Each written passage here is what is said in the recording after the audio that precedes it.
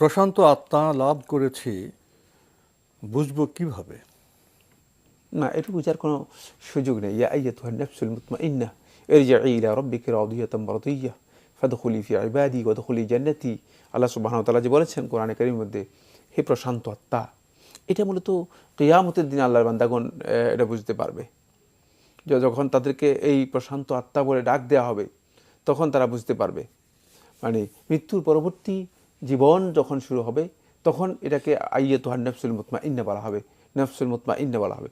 বারা ইবনে আযিব রাদিয়াল্লাহু তাআলা বর্ণিত কবর আযাবের যে হাদিসটি রয়েছে, মানে ওই হাদিস থেকে আমরা দেখতে পাচ্ছি যে মূলত ফেরেশতাগণ মানে মৃত্যুর শেষ সময় যখন মানে রূহ যখন তাদের কবজ করে নিয়ে যাবেন, তখন সেটাকে যখন এই আত্মা সত্যিকার মুতমাইন্না এতে রূপান্তরিত হবে, পরিবর্তিত হবে, তখন এটাকে ফেরেশতাগণ মানে আখ্যায়িত করবে আন নাফসুল মুতমাইন্না, মানে প্রশান্ত আত্মায়। কিন্তু এটা মানুষ বোঝার কোনো সুযোগ নেই, মানুষ এতটুকু উপলব্ধি করার সুযোগ নেই যে আমি নফস মুতমাইন্না পরিণত হয়ে গিয়েছি। কিন্তু মানুষের এতটুকু সুযোগ থাকবে, সেটা হচ্ছে এই বান্দা যখন আল্লাহ রাব্বুল আলামিনের ইবাদত এবং আল্লাহ তাআলার আনুগত্য এবং বিধানের মধ্যে সত্যিকার লাযযাত মানে সত্যিকার স্বাদ উপলব্ধি করতে পারবে। ইয়াযুকু তা'মাল ঈমান, ঈমানের স্বাদ উপলব্ধি করতে পারবে। ইয়াযুকু তা'মাল ইবাদা, ইবাদতের সত্যিকার যে স্বাদ রয়েছে, সেই স্বাদ যখন বান্দা সত্যিকারভাবে উপলব্ধি করতে পারবে, তখন তিনি নিজে বুঝতে পারবেন যে হ্যাঁ, আমার আত্মা মূলত সত্যিকারভাবে ইতমিনানের দিকে, প্রশান্তির দিকে আমার আত্মা ধাবিত হচ্ছে। তিনি এটা উপলব্ধি করতে পারবেন, কিন্তু সেটা নিশ্চিত তিনি এটা মানে কনফার্ম করতে পারবেন না যে হ্যাঁ, আমার আত্মাটা নফসে মুতমাইন্না পরিণত হয়ে গেছে। কারণ হচ্ছে মানুষের আত্মা যেটি, এটি মানে মানব দেহের মধ্যে থাকা অবস্থায় এর অবস্থানটা মানে স্বাভাবিক থাকে না, পরিবর্তনশীল থাকে, পরিবর্তনশীল থাকে। এই জন্য এটাকে মানে এই আত্মার সাথে কালবের যে সম্পর্ক রয়েছে, এই সম্পর্কের কারণে কালব যেমনিভাবে মানে বারবার পরিবর্তন হয়, বারবার পরিবর্তন হয় কালবের, ঠিক তেমনিভাবে আত্মারও এই পরিবর্তনটুকু মানে আত্মার উপর প্রভাব বিস্তার করে থাকে। মানে আত্মার উপর এই প্রভাব বিস্তার করে হতে পারে যে বান্দা আজকে সকালবেলায় দেখা গেল যে তার ঈমান এবং আমলের দিক থেকে আল্লাহ রাব্বুল আলামিনের সন্তুষ্টির সর্বোচ্চ পর্যায়ে পৌঁছে গিয়েছে। কোনো না কোনো কারণে বিকেলবেলায় দেখা গেল যে ঈমান ও আমলের দিক থেকে সে এমন মানে ভাবে বিচ্যুত হয়ে গিয়েছে যে শেষ পর্যন্ত মানে ওই সমস্ত বান্দাদের মধ্যে অন্তর্ভুক্ত হয়ে গেছে যারা একেবারে জাহান্নামী। তাই রাসূলুল্লাহ সাল্লাল্লাহু আলাইহি ওয়াসাল্লাম সতর্ক করে দিয়েছেন ফিতনার হাদিসের মধ্যে। রাসূলুল্লাহ সাল্লাল্লাহু আলাইহি ওয়াসাল্লাম বলেছেন যে ইউসবিহুর রাজুলু মুমিনান ওয়া ইউমসি কাফিরা, যে ঈমান ব্যক্তি বান্দা, আল্লাহর বান্দা মানে সকালবেলায় উপনীত হবে ঈমানদার হিসেবে, কিন্তু বিকালে যখন উপনীত হবে তখন দেখা যাবে যে সে কাফের হয়ে গিয়েছে।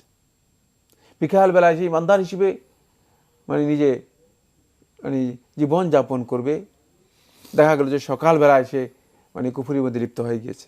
সুতরাং এই যে মানে পরিবর্তন, এই কারণে মূলত বান্দা নিশ্চিতভাবে একথা কনফার্ম করতে পারবে না যে আমি নফসুল মুতমাইন্নায় রূপান্তরিত হয়ে গেছি, কিন্তু সে সেই উপলব্ধি করতে পারবে যে না, আমি আমার যেই মানে অবস্থান রয়েছে, অবস্থানে আল্লাহ তাআলার আনুগত্যের সাথে যখন সে মিলাবে, তখন দেখতে পাবে যে মূলত তার অবস্থানটুকু ইতমিনানুল কলব মানে অন্তরের প্রশান্তির দিকে যাচ্ছে। মানে আল্লাহ রাব্বুল আলামিনের জিকির, আল্লাহ তাআলার স্মরণ, এটা তাকে দেখা যাচ্ছে যে বারবার মানে তাকে উদ্বুদ্ধ করছে। জি, শেষের দিকে আসলে জি, আমরা আত্মা বলি, কালব বলি, এগুলো আসলে হার্ট বলি, খুবই রহস্যময় বিষয়। আপনি আগে আপনি বলেছেন যে এখানে পরিবর্তন হয়। আমরা জানি সাধারণত মানব জাতির মধ্যে নফসে আম্মারার বেশি আমরা প্রকোপ লক্ষ্য করি, এরপর নফসে লাওয়ামা, এবং যেটা মুতমাইন্নার কথা বললেন জি, সেটা তো নবী রাসূল আত্মা তো মুতমাইন্না। মানুষের সাধনা করবে ওদিকে যাওয়ার, হয়তো এই সাধনা করতে করতে গিয়ে মানুষের জীবন শেষ হয়ে যাবে।